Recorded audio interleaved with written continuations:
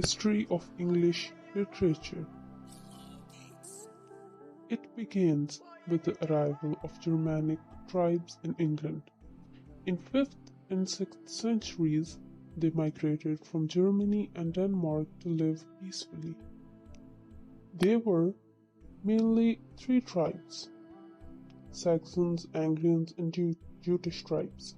Saxons were settled in south and west part of England, while Anglians settled in east, north, and midland, and Jutish got settled in Cantabria.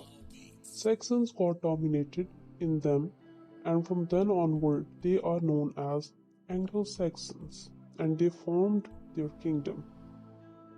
They were pagans and later became Christians. Literature of that time was known as Old English literature, which was mainly epic poetry. Beowulf is the best example of epic poetry. However, others are also famous as literature of that time, like The Wanderer, The Seafarer, The Battle of Maldon, The Dream of Rude, and The Fates of Postal, and much more.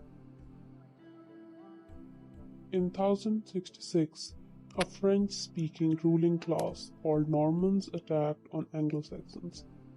After the conquest, they were known as Anglo-Normans as well as Anglo-French due to their language. They took over the kingdom of Anglo-Saxons and got a lot of influence over their language and culture. Literature of Anglo-Normans time period is known as medieval literature. Dark Ages or medieval era is dominated by religious literature or romances. At that time, church members and clerics hardly know how to read and write, so they write many religious writings which include men and women writers also. Out of them was Geoffrey Chaucer, who was also a writer, and he wrote in a sense to reintegrate moral values in society. His writings were also on religious topics, one of which are Canterbury Tales.